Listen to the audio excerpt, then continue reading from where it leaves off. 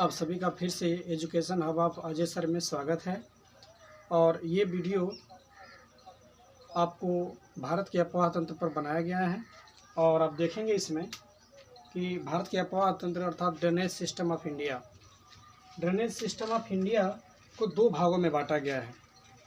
एक हिमालयी अफवाह तंत्र और दूसरा प्रायद्वीपीय अफवाह तंत्र।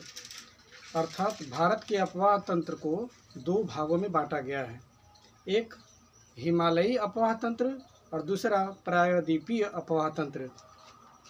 आप देखेंगे हिमालयी अफवाह तंत्र यहाँ से लेकर यहाँ तक ये सब हिमालयी अफवाह तंत्र है। और दक्षिणी भारत में जितनी नदियाँ जो निकलती हैं वे प्रायद्वीपीय अफवाह तंत्र उसको कहते हैं।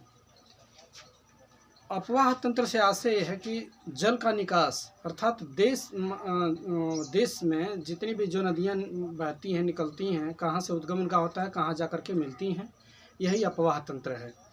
तो यहाँ पर आप देखेंगे तो आज हम लोग इस वीडियो में हिमालयी अफवाह तंत्र के बारे में समझेंगे कि हिमालयी अफवाह तंत्र क्या है। तो हिमालयी अफवाह तंत्र में मुख्य रूप से 3 नदी तंत्र हैं, सिंधु नदी तंत्र, गंगा नदी तंत्र और ब्रह्मपुत्र नदी तंत्र। फिर से समझेंगे, मैंने बोला कि भारत के अफवाह तंत्र, तो भारत के अफवाह तंत्र को कितने भागों में बांटा गया है? 2 भागों में बांटा गया है, एक हिमालयी अफवाह तंत्र और दूसरा प्रायद्वीपीय अफवाह तंत्र। तो आज हम लोग हिमालयी अफवाह तंत्र के बारे में पढ़ेंगे और उसमें भी 3 नदी तंत्र है, एक है सिंधु नदी तंत्र और दूसरा गंगा नदी तंत्र और तीसरा ब्रह्मपुत्र नदी तंत्र। तो मैं समझता हूँ कि आपको समझ में आ गया होगा। तो आज जो हमारा वीडियो ये बनाया गया है ये सिंधु नदी तंत्र पर बनाया गया है। तो चलिए शुरू करते हैं। सिंधु नदी तंत्र, सिंधु नदी तंत्र कहाँ से निकलती है और कहाँ से इसका उद्गम होता है और कहाँ पर जाकर ये मिलती है। तो यहाँ पर हम देखेंगे कि चीन के तिब्बत के मानसरोवर झील से यहाँ से सिंधु नदी निकलती है और यहाँ पर लद्दाख के दमचोक के पास से निकलते हुए यहाँ से जाते हुए और यहाँ पर गिलगित होते हुए और पाकिस्तान दर्दिस्तान के पास से पाकिस्तान में प्रवेश करती है।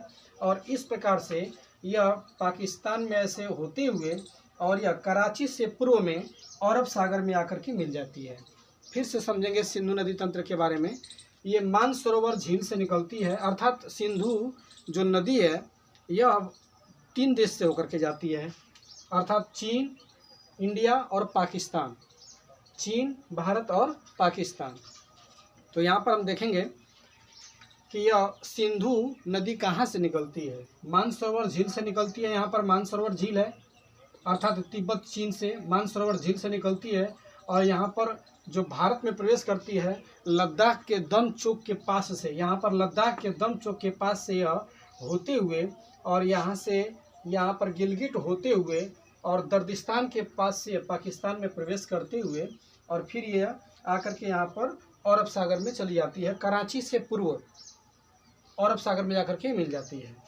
अब देखेंगे कि सिंधु नदी तंत्र की सहायक नदियाँ कौन कौन हैं। तो 5 सिंधु नदी है, इसके 5 नदियाँ जो सहायक नदी है, सिंधु नदी की 5 सहायक नदी हैं।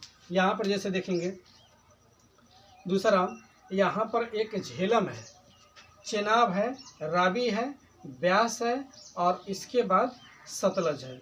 झेलम, चेनाब, रावी, ब्यास, सतलज, ये 5 नदियाँ जो हैं सिंधु नदी की सहायक नदी हैं।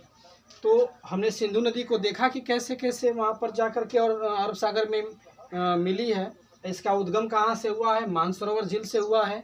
और फिर यहाँ पर अब देखेंगे झेलम के बारे में समझेंगे। झेलम यहाँ कश्मीर घाटी के वैरीनाग से इसका उद्गम होता है और उद्गम होने के बाद यह पाकिस्तान और भारत और पाकिस्तान का जो सीमा 170 किलोमीटर ये बनाती है झेलम नदी। यहाँ से प्रश्न आ सकता है कि कौन सी नदी है जो भारत और पाकिस्तान का 170 किलोमीटर तक सीमा बनाती है, तो वो झेलम नदी है। यहाँ से देखेंगे झेलम यहाँ पर प्रवेश करती है और इसके बाद आकर के पाकिस्तान के झंग के पास, पाकिस्तान का एक स्थान का नाम है झंग, और वहाँ पर आकर के यह और चेनाब में यह मिल जाती है। किससे मिलती है? चेनाब में मिल जाती है। यहाँ पर चेनाब में, पाकिस्तान के जंग के पास यहाँ चेनाब में आके मिल जाती है। यहाँ इसका उद्गम कहाँ से होता है? कश्मीर घाटी के बैरी नाग से इसका उद्गम होता है और यह भारत और पाकिस्तान की सीमा 170 किलोमीटर तक बनाती है, झेलम नदी। और यहाँ से होते हुए यह आती है और यहाँ पर आकर के चेनाब नदी में मिल जाती है, पाकिस्तान के जंग के पास। अब यहाँ से अब देखेंगे चेनाब के बारे में समझेंगे। चेनाब जो है यहाँ से हिमाचल प्रदेश के K12 K12 लारा दर्रा। अब दर्रा यहाँ पर आ गया तो जरा दर्रा के बारे में जान लें कि दर्रा किसे कहते हैं। दो पहाड़ों के बीच में जो सकरा जो जगह होता है, दो पहाड़ों के बीच में जो सकरी जगह होती है उसी को हम दर्रा कहते हैं। तो हिमाचल प्रदेश की K12 लारा दर्रा से चेनाब निकलती है और यहाँ से होते हुए यह चंद्रभागा, यह इस नदी का निर्माण दो नदियों से हुआ है, चंद्रा और भागा, इसलिए इसको हिमाचल प्रदेश में चंद्रभागा नदी से भी जाना जाता है। किसको? चेनाब को। तो यहाँ से होते हुए फिर यहाँ पर आती है और ये नदी यहाँ आकर के पंचनद, यहाँ पर चेनाब जो है यहाँ से K12 लारा दर्रा से निकलती है, इसका उद्गम होता है और ऐसे होते हुए यहाँ पर आकर के और यहाँ पर सिंधु नदी से, पंचनद के पास सिंधु नदी से आकर के यहाँ पर मिल जाती है। अर्थात यहाँ पर जो 45 किलोमीटर की दूरी है बहावलपुर से यहाँ तक की, इसको हम कहते हैं पंचनद। इसको पंच नदी इसलिए बोलते हैं कि 1, 2, 3, 4 और 5 अर्थात झेलम, चेनाब, रावी, ब्यास और सतलज जो नदी है यहाँ पर आकर के मिल जाती है सभी नदियाँ। इसके बाद यहाँ से इसका जो है कि बहाव होता है, इसी से 45 किलोमीटर की दूरी को जो है इसको हम बोलते हैं पंचनद बोलते हैं। फिर से हम देखेंगे चेनाब हो गया। अब देखेंगे रावी। तो रावी जो है हिमाचल प्रदेश के रोहतांग दर्रा से, रावी कहाँ से निकलती है? हिमाचल प्रदेश के रोहतांग दर्रा से निकलती है ये और ऐसे होते हुए यहाँ पर, और ये पाकिस्तान के जंग के निकट, पाकिस्तान के जंग के पास में ये आकर के और चेनाब में मिल जाती है ये।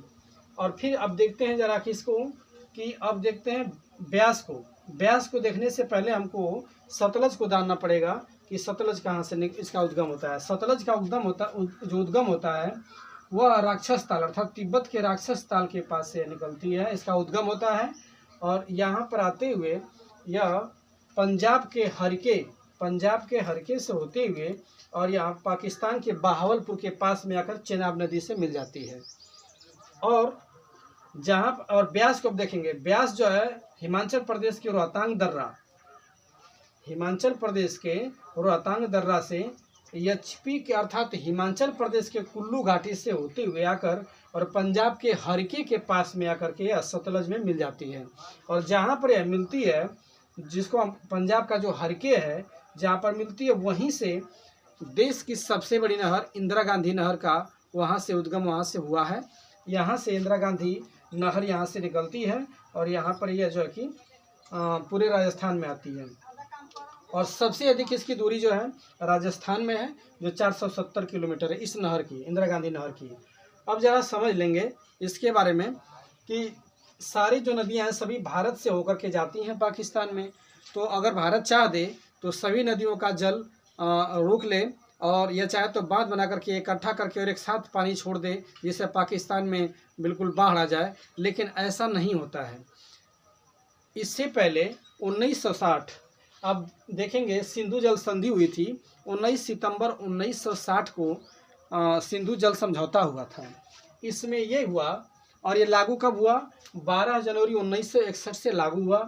इसमें समझौता ये हुआ कि जितनी पश्चिम की जो 3 नदियां हैं, जैसे सिंधु, झेलम और चेनाब, सिंधु, झेलम और चेनाब जो 3 नदियां हैं पश्चिम की, इस नदी का पानी 80% पानी पाकिस्तान प्रयोग करेगा और 20% भारत करेगा।